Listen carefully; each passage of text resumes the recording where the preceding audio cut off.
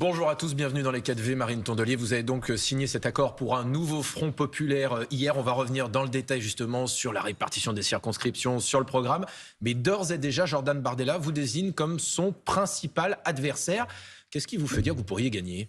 Je lui confirme que nous sommes ses principaux adversaires, puisque Emmanuel Macron, on n'a pas bien compris l'origine et le but de sa dissolution, mais on voit bien qu'au bout de 4 jours, ce qu'il ne pensait pas possible, c'est-à-dire le fait que nous travaillions ensemble au sein du Front populaire et que nous concluons cet accord, s'est produit.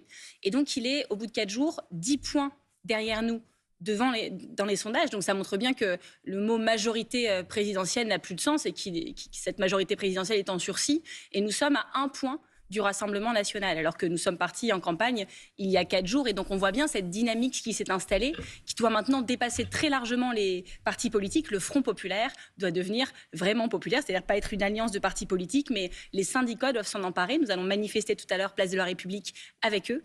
Les associations doivent s'en emparer, la société civile, et puis bien sûr tous les habitants de ce pays. Rejoignez-nous, on a besoin de vous. C'est le moment de faire changer la vie. Vraiment, c'est votre moment en réalité. Alors, il y a un contrat de législature qui a été mis en place concrètement. Par exemple, financièrement, vous proposez d'augmenter le SMIC à 1 600 € net, indexer tous les salaires sur l'inflation, bloquer les prix sur les produits de première nécessité. Du côté de la majorité, le programme que vous mettez en avant a été chiffré, selon eux, à plus de 286 milliards d'euros. Comment vous financez ça ? Leur bilan à eux a été chiffré à 9 millions de pauvres et un peu plus de pauvres chaque jour. Donc moi, je ne prends pas de leçon de cynisme des macronistes. Je pense que tout leur bilan, leur mépris, ce qu'ils sont en train de faire les invite en réalité à l'humilité, leurs résultats électoraux aussi d'ailleurs. Mais comment vous financez cela ? On le finance en faisant l'inverse d'eux, c'est-à-dire qu'eux, ils font Robin des Bois à l'envers.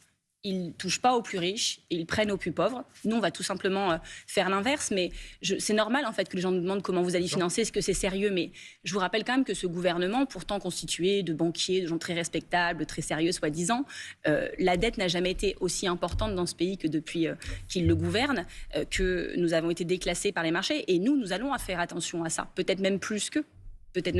Parce que nous n'allons pas refuser d'aller chercher l'argent là où il est, dans les super profits qu'il faut taxer. Je ne parle même pas de personnes.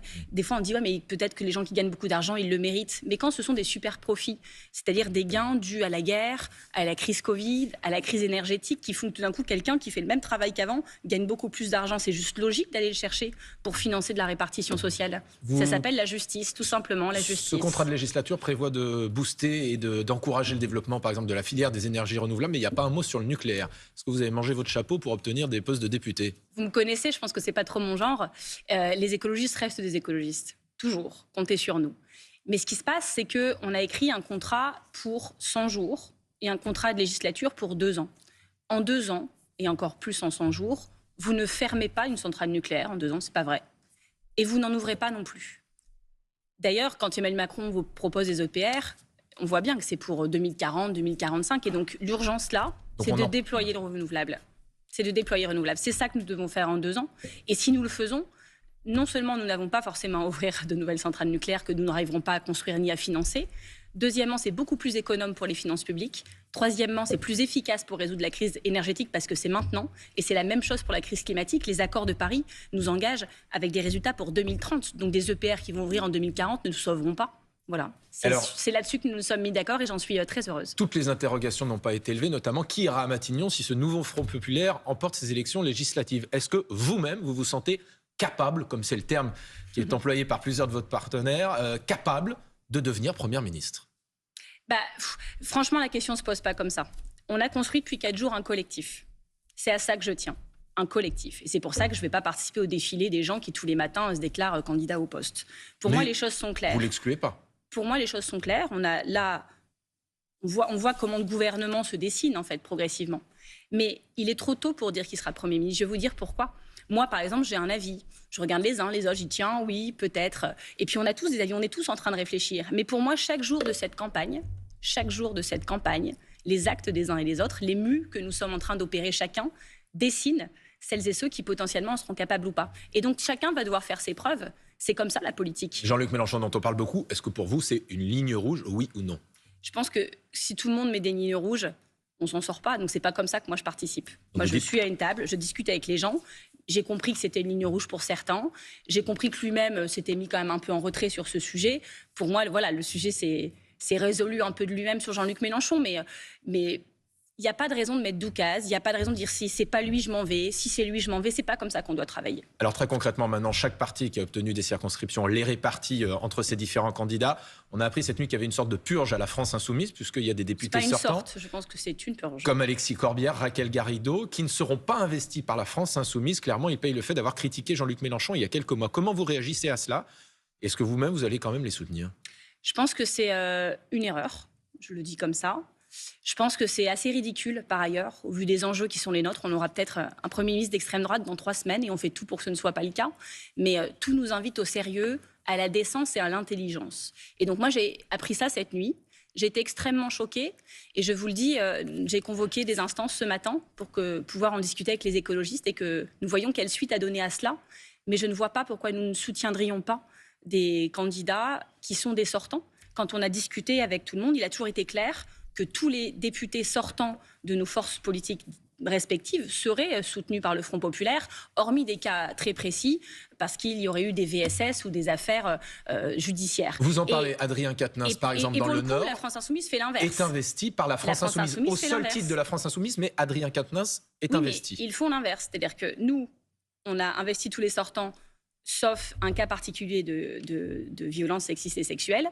Eux, ils font l'inverse. Et ça, je vais vous dire, ça n'est pas possible. Et donc, je vais en discuter avec Olivier Faure, je vais en discuter avec Fabien Roussel, parce que je pense que les candidats dont vous venez de parler, qui sont des sortants, qui ont beaucoup travaillé, alors qu'ils peuvent avoir des divergences internes, j'ai aussi moi-même des fois des divergences internes avec certains candidats écologistes. Mais c'est pas comme ça qu'on fait en politique, on compose. Et donc, je souhaite qu'ils soient soutenus. Et je pense que c'est tellement une erreur, je vais vous dire, que je pense que ça n'ira pas jusqu'au bout. Et qu'on est au moment où chacun doit montrer qu'il est capable de gouverner. Et pour moi, être capable de gouverner, c'est quand on fait une erreur, quand on tente un truc et que tout le monde vous dit que c'est pas ça qu'il faut faire, c'est être capable aussi d'admettre que c'est une erreur, de ne pas le faire. Et s'ils le font quand même, nous, je pense, devons soutenir Raquel, Alexis, Daniel Simonet et les autres candidats qui ne sont pas réinvestis par la France Insoumise. Est-ce que vous-même, vous serez candidate à ces élections législatives ? Je me suis beaucoup posé la question parce que j'ai été 3 fois candidate à Hénin-Beaumont, la ville où je suis née, la ville où j'ai grandi, la ville où j'habite. Je suis encore élue d'ailleurs là-bas et puis au Conseil régional des Hauts-de-France.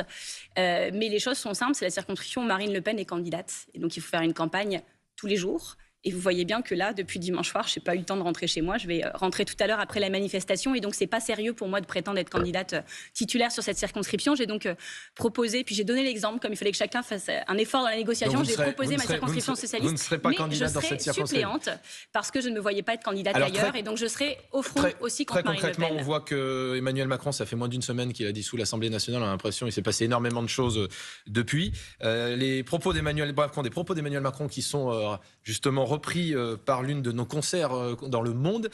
Il y a quelques jours à Oradour-sur-Glane, il aurait dit à quelqu'un qui l'interrogeait sur le centre de cette dissolution, qui lui demandait est-ce que ça allait bien vu le contexte. Je prépare ça depuis des semaines, je suis ravi, je lui aurais balancé ma grenade dégoupillée dans les jambes. Maintenant, on va voir comment il s'en sort, aurait dit le chef de l'État. Comment vous réagissez à ça? C'est une honte. Oradour-sur-Glane, c'est 643 morts. Des hommes, des femmes, des enfants qui, le 10 juin 1944, sont assassinés par les Allemands dans des circonstances terribles. Je rappelle quand même qu'ils ont été séparés entre les hommes, les femmes et les enfants et que les hommes, on leur a tiré dessus pour mettre le feu ensuite au corps, mais on leur avait tiré dessus dans les jambes exprès pour qu'ils brûlent vifs et non pas pour brûler leur corps. Je ne sais pas si vous imaginez le cynisme d'un président qui est en plus là pour se recueillir parce que c'est le 80e anniversaire de ce massacre. Quelqu'un qui donne des leçons à lui, il peut gouverner, lui, il ne peut pas gouverner, lui, il est sérieux, lui, il n'est pas sérieux. Mais quel cynisme! Je vais vous dire, si n'importe quel autre candidat au législatif de France avait dit ce qu'a dit Emmanuel Macron, on ne parlerait que de ça depuis des jours, on exigerait sa démission. Et donc, la moindre des choses, c'est qu'il s'excuse vite, parce que le cynisme et les calculs électoraux n'excusent pas tout. Et je vois qu'en tout cas, il était très fier de son idée le 10 juin dernier d'avoir dissous. Je ne sais pas s'il est aussi fier que ça, arrivé aujourd'hui, alors que nous sommes 10 points devant lui après 4 jours de discussion. J'attends la fin de cette campagne avec impatience. Nous devons avoir un Premier ministre du Front populaire pour faire face à Emmanuel Macron. Merci Marine Tondelier d'être venue dans les 4 Merci à vous.